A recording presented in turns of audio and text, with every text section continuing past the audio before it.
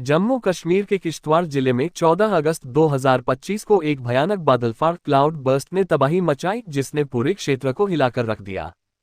इस प्राकृतिक आपदा ने न केवल जान माल का भारी नुकसान किया, बल्कि स्थानीय लोगों के जीवन को भी पूरी तरह से अस्त व्यस्त कर दिया।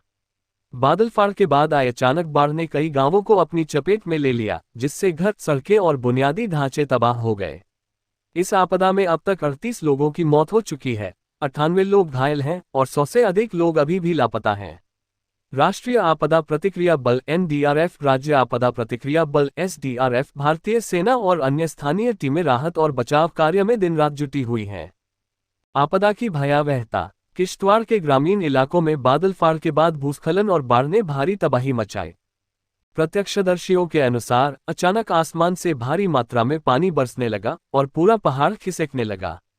एक पीड़ित पुतुल ने बताया, पूरा पहाड़ ढह गया और हमें समझ ही नहीं आया कि क्या हो रहा है। हर तरफ अफरा तफरी मच गई। मैं इसलिए बच गया क्योंकि मैं मलबे में नहीं दबा। इस आपदा ने कई परिवारों को बेघर कर दिया और उनके जीवन के सारे साधन छीन लिए।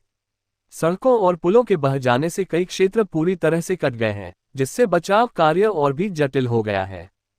बचाव अभियान में एनडीआरएफ और सेना। बादलफाड़ की सूचना मिलते ही एनडीआरएफ और एसडीआरएफ की टीमें तुरंत हरकत में आईं। किश्तवाड़ के दुर्गम इलाकों में पहुंचकर इन टीमों ने मलबे में फंसे लोगों को निकालने का काम शुरू किया।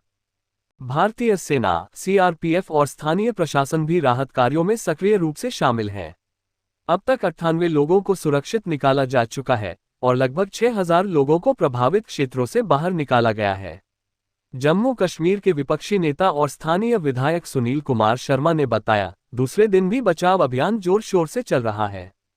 हमारी प्राथमिकता ज्यादा से ज्यादा लोगों को सुरक्षित निकालना और उन्हें चिकित्सा सहायता प्रदान करना है। घायलों का इलाज और सरकारी सहायता। जिला अस्पताल में घायलों का इलाज चल रहा है।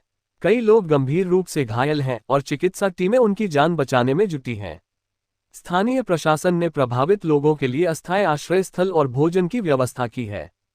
प्रधानमंत्री नरेंद्र मोदी ने इस आपदा पर दुख व्यक्त करते हुए प्रभावित लोगों को हर संभव सहायता का आश्वासन दिया है। उन्होंने कहा, बचाव और राहत कार्य तेजी से चल रहे हैं। केंद्र और राज्य सरकारें मिलकर पीड़ितों की मदद कर रही हैं। चुनौतियां और भविष्य के कदम। किश्तवाड़ का भौगोलिक ढांचा इस तरह की आपदाओं को और खतरनाक बनाता है। बारिश और भूस्खलन के कारण कई रास्ते बंद हो गए हैं, जिससे बचाव कार्यों में बाधा आ रही है। मौसम विभाग ने अगले कुछ दिनों में और बारिश की चेतावनी दी है, जिससे स्थिति और जटिल हो सकती है। विशेषज्ञों का मानना है कि जलवायु परिवर्तन के कारण इस तरह की चरम मौसमी घटनाएं बढ़ रही हैं और इसके लिए दीर्घकालिक उपायों की जरूरत है। सामुदायिक एकजुटता। इस आपदा के बीच स्थानीय लोग और स्वयंसेवी संगठन भी राहत कार्यों में योगदान दे रहे हैं।